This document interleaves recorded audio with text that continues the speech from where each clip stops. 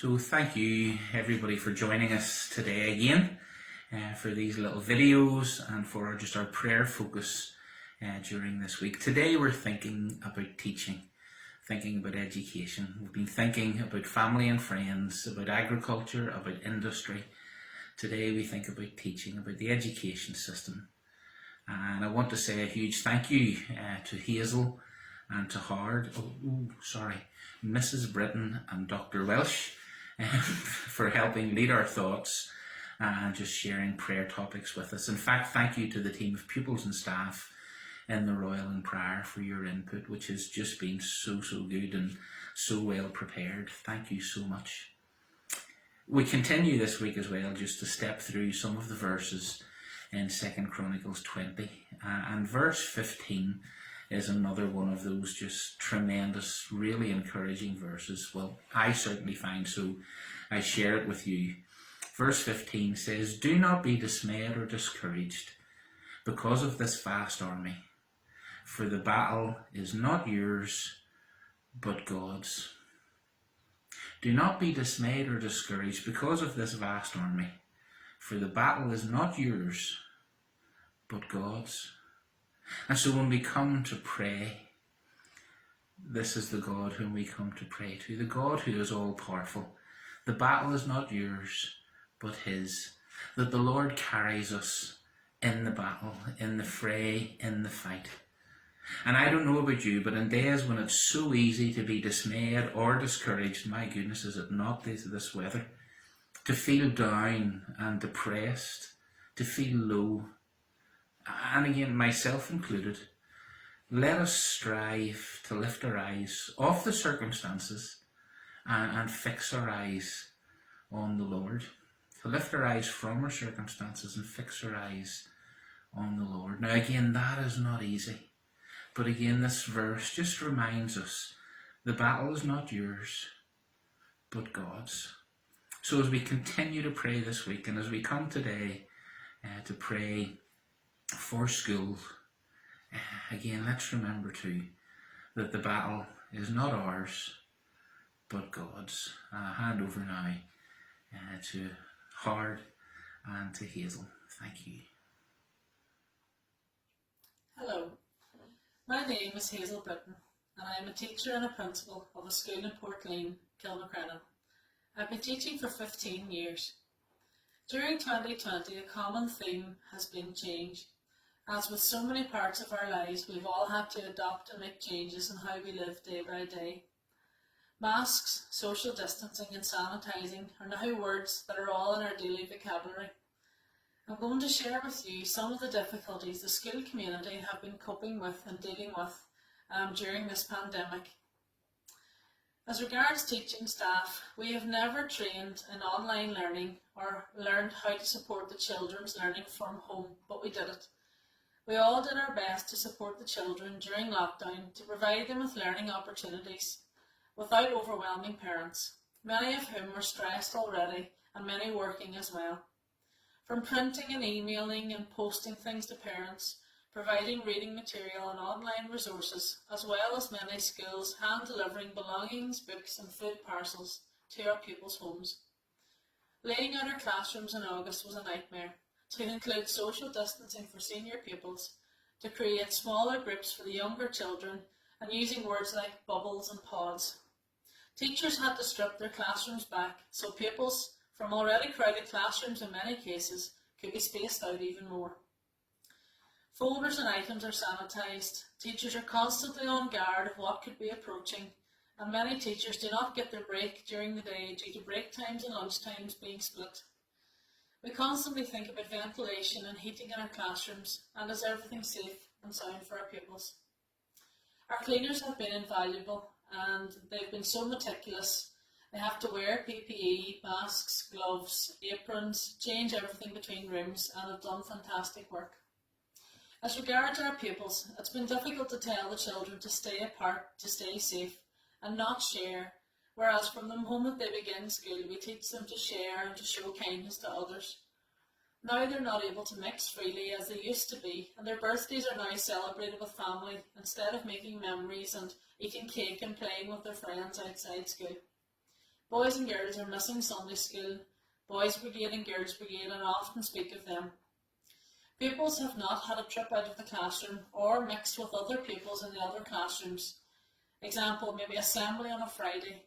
No external people have come in for music lessons or tin whistle, no swimming lessons or gymnastics, no football or basketball coaches, no visiting friends in other schools, where there normally may have been maybe 6 or 7 learning excursions within our 3 schools. We cannot hold parents' evenings or carol service, and we can't gather in groups, so boys and girls don't get to share that with their parents. And they daily hear the words, "Have you sanitised your hands?" several times from behind the teacher's mask. For parents who brilliantly took on another role during lockdown, where they became their children's teacher, and they put in such great efforts to help them learn, providing support and hope in a strange and new situation to comfort children who missed school and only wanted to see their friends and their teachers and just to get back to normal. Now parents are not permitted to enter the school building unless they have an appointment with the principal. Parents have watched with anxiety as their child has headed off to school on a bus, wondering if they've sanitised it properly and if their child needs to wear a mask. The face-to-face interaction is something that we really miss because it means so much. It can be worrying talk of close contacts and casual contacts, contact tracing. Maybe their child has picked up something, or did someone pass something on to them? Will they miss school, and how will they ever catch up? But for me as a teaching principal, I have the benefit of seeing things from different angles. From my point of view, it has been a year like no other. Like most of my colleagues would agree, it's been the most difficult and demanding year yet. But especially September. I've never spent as much time in school during the summer as well, just to get things ready for the children to come in. As we tried to welcome back the children who could be anxious or worried, the fear of the unknown, trying to settle in new pupils when things were very, very different. We do so much behind the scenes to ensure the children do not feel the negative impact, much to our own detriment at times. And as a principal, I feel a responsibility for the whole school community. There is much paperwork to do and a job with many parts and duties that are never mentioned. We want to ensure that our pupils are safe and happy and content. And as a staff, it can feel lonely, as we cannot mix as we once did, and most staff rooms are too small to social distance, so teachers often don't see each other from morning until evening. But even after all these challenges, that even after listing them, they seem impossible to conquer, we've managed to keep going daily, step by step, taking everything in our stride. That although change has been a big feature of the year, we must remember that some things are unchanging. We serve one who is unchanging, and no challenge is too big or impossible. As it says in Joshua 1 verse 9, "Be strong and courageous, do not be afraid or dismayed, for the Lord your God is with you wherever you go." And also in Isaiah 41:10, "Fear not, for I am with you. Be not dismayed, for I am your God. I will strengthen you, I will help you, and I will uphold you with my righteous hand." So even the changes we see, we can be thankful. We have God who is with us, and he never changes. Hello, my name is Howard Welch, and I'm the principal of the Royal Inquire Comprehensive School. Thank you for this wonderful opportunity we have to let you know about some of the prayer points. You'll hear from the chaplain, Mrs. Jim Chambers. You'll hear from 2 teachers, Mr. Paul Stewart and Mrs. Kathy Ann Gibson, along with 4 students. We have Michelle, Zara, Eva and Glenn, and they'll let you know about some of the areas that we'd love to have prayer for. I think one of the reasons why we're keeping so well and doing so well is because of people's prayers, and we really do appreciate that. And I suppose from my perspective, I would love you to pray for the leadership of this school, for myself and for the other members of staff, the Deputy Principal, Tara Coyan, and for other members of staff who help lead this school, form teachers and year heads, and also for the Board of Management as well, as they endeavour to keep staff and students safe at the Royal Inquire, and also to ensure we have a healthy environment for kids to grow and learn. Thank you. Thank you so much for your prayers so far, and we would love it if you would continue to pray for the spiritual life of the school. We are so fortunate in that we were able to have our Christian Union up and running. Our seniors are meeting and studying the book of James, and our juniors just started meeting last week. And it's been lovely to see our young people being able to discuss their faith together. But we pray for more of that. We pray for our please pray for our virtual assemblies. We have moved our assemblies online, and our carol services hopefully going online as well. And pray that God will use these to reach people that maybe would not be reached in the traditional manner of our assemblies or carol service. We would ask you to pray as well for our pastoral care team, as they support and encourage and engage with people who are struggling at this difficult and uncertain time, as they face the everyday challenges that are made even more difficult with the times that are in it. And we thank you for your prayers. Hiya folks, can I ask that you would pray for all the practical subjects in our schools? The teaching in practical classes has been really challenging this year with all the restrictions that COVID has brought. So please pray for all our staff and our students that they're kept safe and well this year in school. Hi, will you pray for our young people?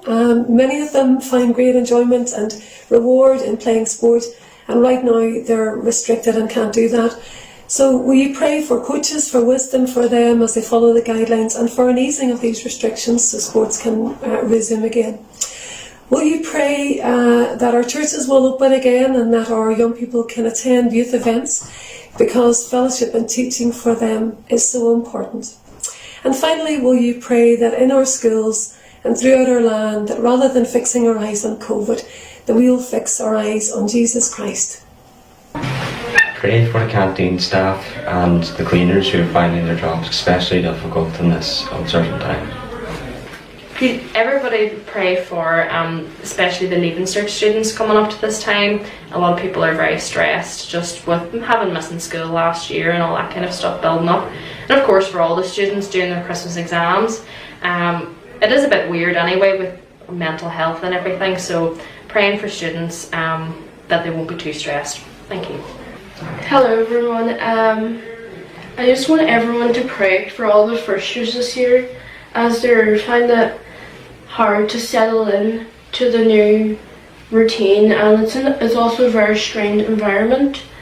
And also for everyone in the school, the staff, the teachers, Dr. Welch, Miss Chambers, and for all the students in the school, just pray that they will have faith. Give thanks for us being in school. Give thanks for us having Christian Union, and give thanks that there's been no big outbreaks yet in school.